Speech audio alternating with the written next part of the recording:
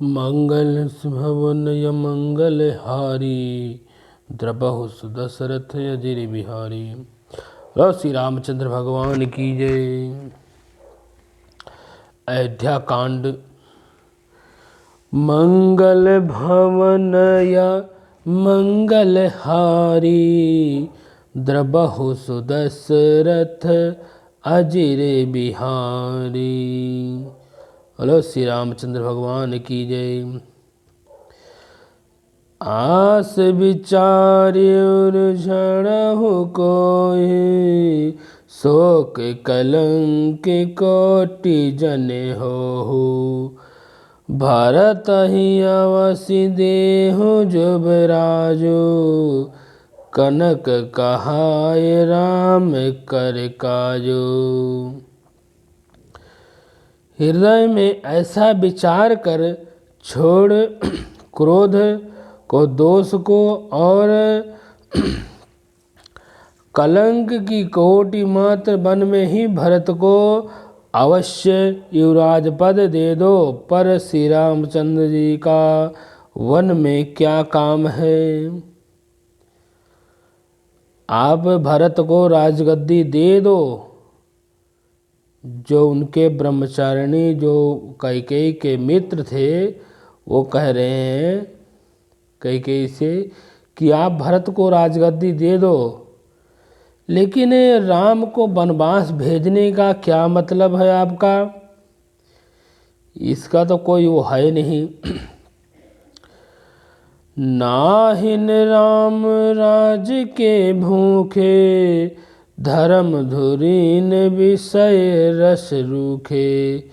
गुरु ग्रह बसहु राम तज गेहूँ, निपु सन्यासी बरु दूसरहिने लेहूँ। श्री रामचंद्र जी के राज्य के भूखे नहीं हैं, वह धर्म के धुरी को धारण करने वाले हैं। वो राज्य के राज्याभिषेक के उनको धन का भूख नहीं है, वो धन के भूखा है ही नहीं। वो तो आपके पालन आज्ञा पालन धर्म ध्वजा है, धर्म के पालन करने वाले हैं। विषय से रुखी है, अर्थ में विषय शक्ति है नहीं, इसीलिए तुम यहाँ शंक का करो कि श्री रामचंद्र जी वन ना गए हो तो भरत के राज्य में विघ्न करेंगे। तुम्हें क्या लगता है कि अगर भरत राज गद्दी पाएगा और रामचंद्र जी अगर वन को चले गए या वन को नहीं जाएंगे तो क्या भरत राजगद्दी नहीं पाने देंगे? ऐसा कुछ नहीं है। तुम राजा से दूसरा ऐसा कोई वरदान मांग लो। श्री रामचंद्र जी को घर छोड़कर गुरुकुल में भेज दो। कोई ज़रूरी थोड़ी ना है कि रामचंद्र जी को आप वन में भेज रहे हो। रामचंद्र जी को आप गुरुकुल में भेज सकते हो, जहाँ गुरु जी की वो सेवा करेंगे, लेकिन वन में तो मत भेजो, वो भी 14 वर्ष के लिए। जो नाहिल ही लगी हो कहे हमारे, नाहि लगी ही कछु हाथ तुम्हारे। जो परिहास कीन कछ होई, तो कही प्रगट जनहु सोही। जो तुम हमारे से कहने पर भी ना चलोगी तो तुम्हारे हाथ कुछ भी नहीं लगेगा। अगर हम लोग समझा रहे हैं, हम तुम्हें कुछ कह रहे हैं, तुम अगर रानी कैकेयी नहीं मानोगी तो तुम्हारे हाथ कुछ नहीं लगेगा।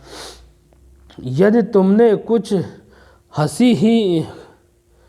हासिल ही करना है तो उसको प्रगट में कहकर कहो, कह करके जान दो कि मैंने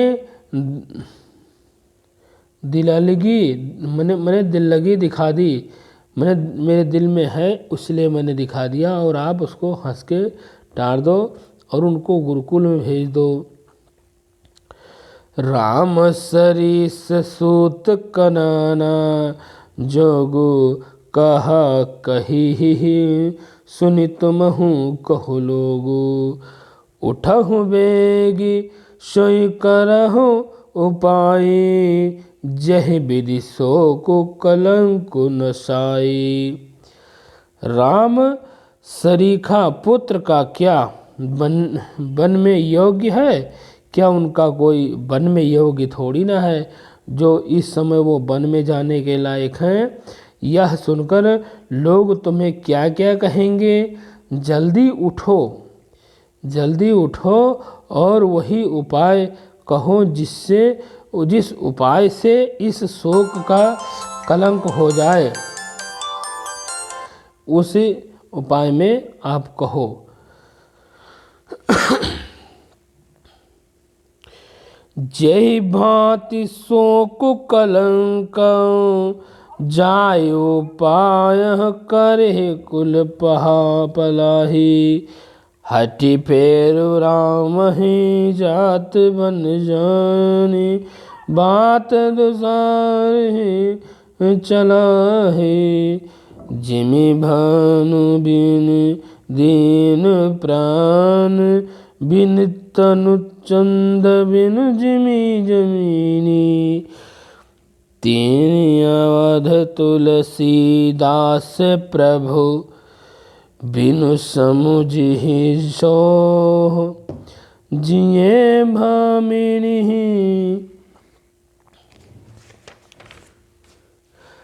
जिस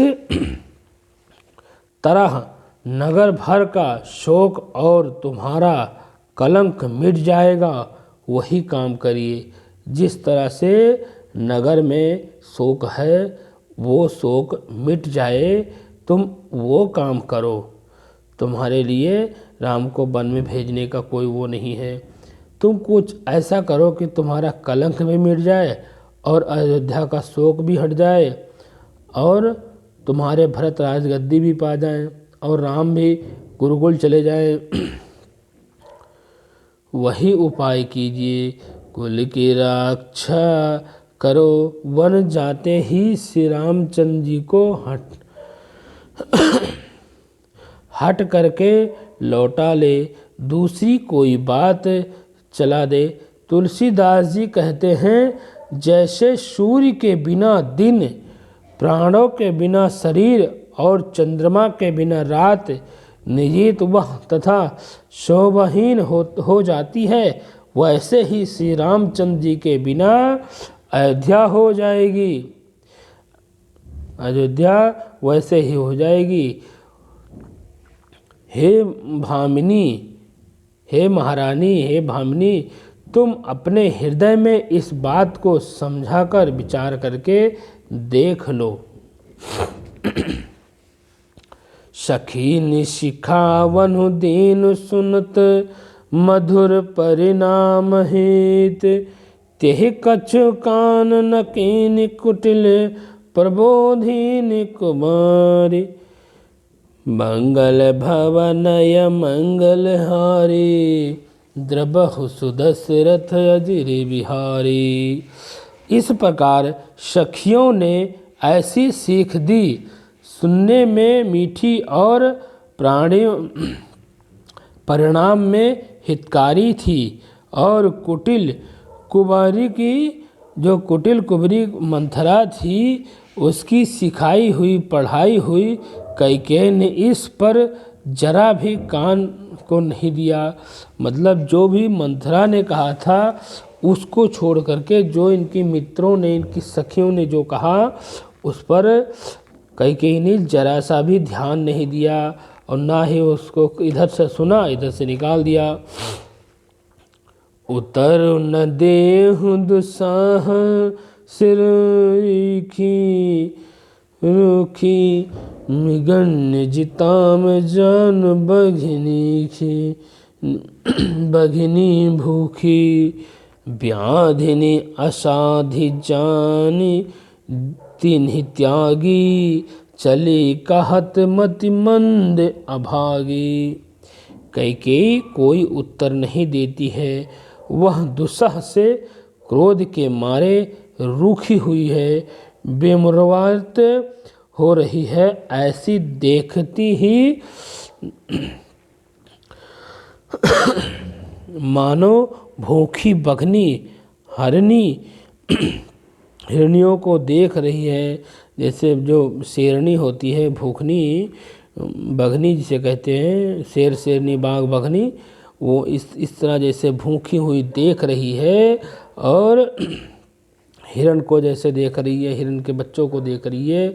तब सखियों ने रोग को असाध्य समझ करके उसे छोड़ दिया और उसको मंद बुद्धि अभागिनी कहती हुई चली गई। मतलब कैकेयी को कहा कि तू मंद बुद्धि है, तू अभागिनी है, तू जा, तेरा जैसे करेगी वैसे ही भरेगी। सब धिक्कारती हुई सखियां सब चली गई। राज कहत यह देव बिगोई, की नहीं सी अस जस करहि न कोई। यही विधि बिलावहि पुर नर नारी, देहि कुछ लीन कोटिक घारी। राज्य कहते हुए इस कैकेयी को देवन ने नष्ट कर देगा। मतलब कैकेयी को ये राज्य नष्ट कर देगा। इसने जैसा कुछ या वैसा ही कुछ करेगी। नगर के सब स्त्री पुरुष इस प्रकार विलाप कर रहे हैं और उस कुचलती कैकेयी को करोड़ों गलतियों दे रहे हैं। मतलब उसको गलतियों का आभास दे रहे हैं कि मतलब इन्हें बहुत बड़ी गलती कर रही है। जरहि विषम जर ले ही उसासा, कबहि राम बिन विनय आशा।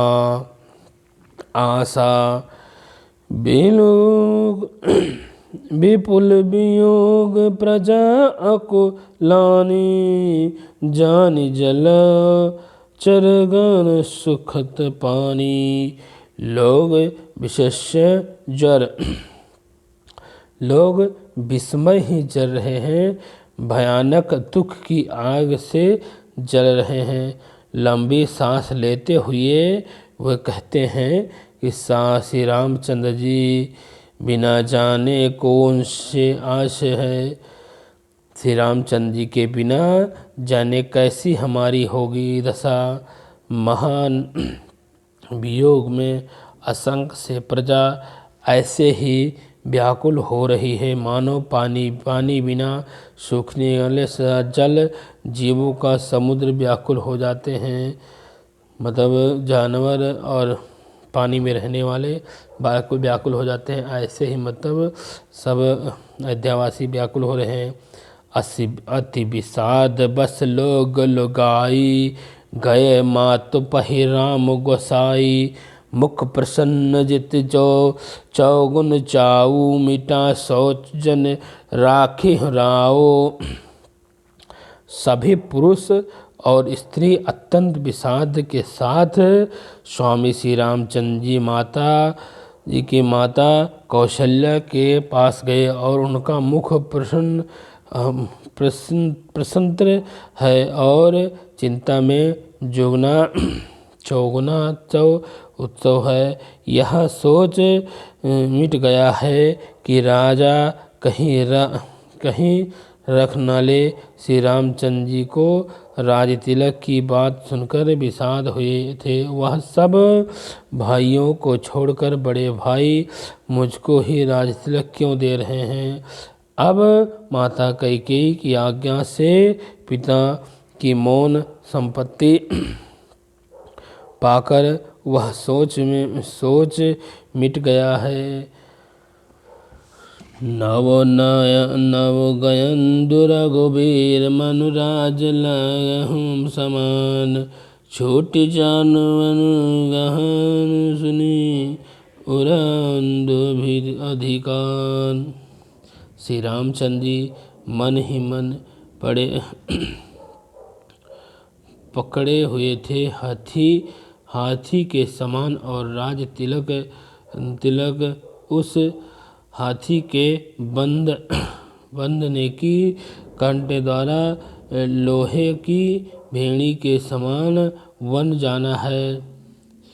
मतलब एक हाथी के समान डटे हुए थे कि मुझे राज तिलक नहीं चाहिए, मेरे पिता ने आज्ञा दी है, माता ने आज्ञा दी है, तो मैं वन में ही जाऊंगा। यह सुनकर अपने को बंधन से छुटाकर उनके हृदय में आनंद भर रहे थे। लोगों को कह रहे थे कि मतलब वन में हमें तो कोई दिक्कत नहीं है, हम तो बन जाएंगे, क्योंकि हमारे पिता की यही आज्ञा है, तो हमें बन जाना चाहिए।